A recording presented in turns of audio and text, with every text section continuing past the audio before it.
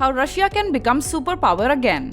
दोस्तों, इस पूरी दुनिया में लार्जेस्ट लैंडमास किस कंट्री का है ये तो आप सभी जानते ही होंगे। जी हाँ, मैं बात कर रही हूँ Russia the super power country के बारे में। वैसे क्या रशिया सच में सुपर पावर है या अभी केवल इस टाइटल का एक दावेदार है? और आखिर कब तक ये टाइटल रशिया के नाम हो जाएगा?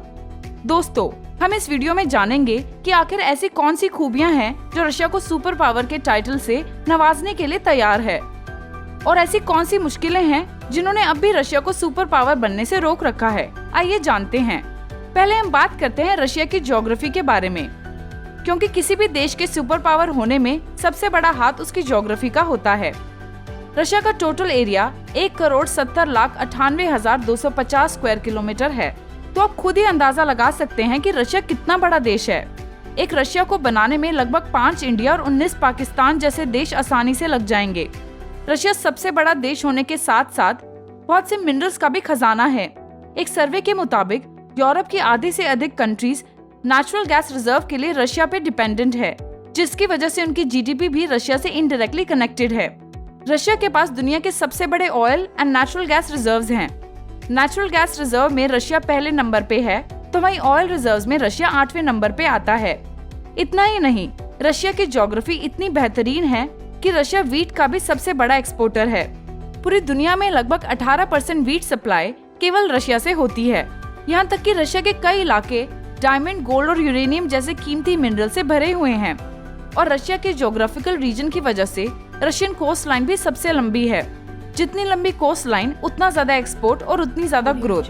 रशिया नेचुरली हर तरफ से माला माल और मजबूत है, पर इन सब के बावजूद भी कुछ ऐसी भी चीजें हैं जो रशिया के लिए बहुत मुश्किलें पैदा कर रही हैं। उनमें सबसे बड़ा हाथ है रशिया के सर्द मौसम का। इतने बड़े लैंडमास के बावजूद रशिया की आधी से अधिक आबादी रशिया के वेस्ट के हिस्सों में बसी है, तो वहीं ईस्ट का मेजर हिस्सा, या कह सकते हैं कि रशिया का आधे से अधिक हिस्सा केवल बर्फ की चादर से ढका है, जहाँ का तापमान -71 डिग्री सेल्सियस भी पहुँच जाता है। और रशिया के एरिया के हिसाब से रशिया की आबादी बहुत कम है, जिसका भारी नुकसान रशिया को उठाना पड़ता है। इन बर्फ की चादरों की वजह से आधे से अधिक एरिया यूजलेस है, और इनके नीचे दबे मिनरल्स और नेचुरल रिसोर्सेज भी अभी के टाइम पे यूजलेस हैं। बात की जाए रशिया के कोस्ट लाइन की, तो उसका मेजर हिस्सा आर्कटिक ओशन में आता है, जिसपे आधे से अधिक साल बर्फ जमी रहती है, जिसकी वजह से मेजर ट्रेड लाइन भी ठप रहती है। इन सारी मुसीबतों के साथ साथ रशिया घिरा हुआ है नेटो कंट्रीज से, जिनका मेजर एम है रशिया से बचना और उसे डोमिनेट करना। अब बात की जाए मिलिट्री पावर की, तो रशिया के पास सबसे ज्यादा वॉर हेड्स और न्यूक्लियर वेपन्स मौजूद हैं, अमेरिका से भी ज्यादा। और अमेरिका के बाद रशिया मिलिट्री ही दुनिया की दूसरी स्ट्रॉन्गेस्ट आर्मी मानी जाती है। पर इतने बेहतरीन वेपन्स होने के बाद भी रशिया पहले नंबर पे क्यों नहीं है? तो इसका आंसर भी रशिया का सर्द मौसम है, जिसमें सर्वाइवल बहुत मुश्किल है।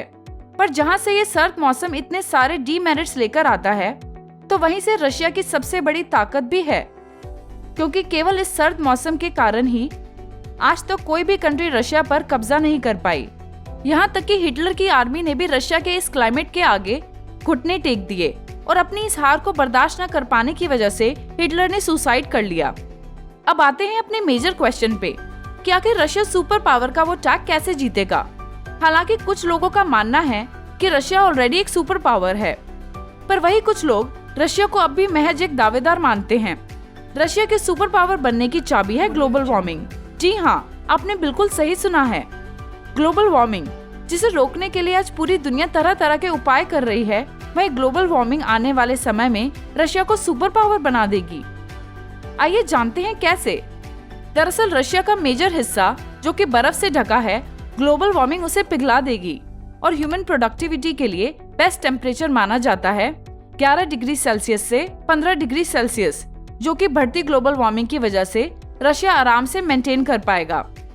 सोचिए, अगर अपने आधे से भी कम जमीन का उपयोग करके Russia highest wheat, natural gas और ऑयल सप्लायर बन सकता है, तो अपनी 100% जमीन का उपयोग करके रशिया कितनी बड़ी मात्रा में नेचुरल रिसोर्सेज की सप्लाई करेगा। शायद आने वाले समय में दुनिया की मेजर कंट्रीज फूड के सप्लाई के लिए रशिया पर फुली डिपेंडेंट हो जाए, जो कि रशिया को आराम से सुपर पावर का टैग दे सकता है। बढ़ती ग्लोबल वार्मिंग न सिर्फ जमीनी फायदे देगी, बल्कि कोस्ट लाइन के एक्सपोर्ट को भी दुगना कर देगी। हम सभी को पता है कि बढ़ती ग्लोबल वार्मिंग की वजह से समुद्री बर्फ कितनी तेजी से पिघल रही है। इसकी वजह से आर्कटिक ओशन का बर्फ भी तेजी से पिघल रहा है और ये रास्ता बन रहा है मेजर एक्सपोर्ट्स का, जो न सिर्फ रशिया को पावरफुल बनाएगा बल्कि रशियन जीडीपी भी उतनी ही तेजी से बढ़ेगी। माना जा रहा है कि आने वाले कुछ सालों में ही रशिया सुपर पावर के टैग को अपने नाम कर लेगा, पर अब भी कुछ लोगों का कहना है कि 2080 से पहले ऐसा कुछ भी मुमकिन नहीं है। वैसे आपका क्या ख्याल है? क्या रशिया ऑलरेडी एक सुपर पावर है या आने वाले समय में इस टैग को बखूबी जीत लेगी? अपने व्यूज हमें कमेंट सेक्शन में जरूर बताइए। वीडियो अच्छी लगी हो तो लाइक करें, अपने दोस्तों के साथ शेयर करें और ऐसे ही अमेजिंग वीडियोस के लिए हमारे चैनल को सब्सक्राइब करें।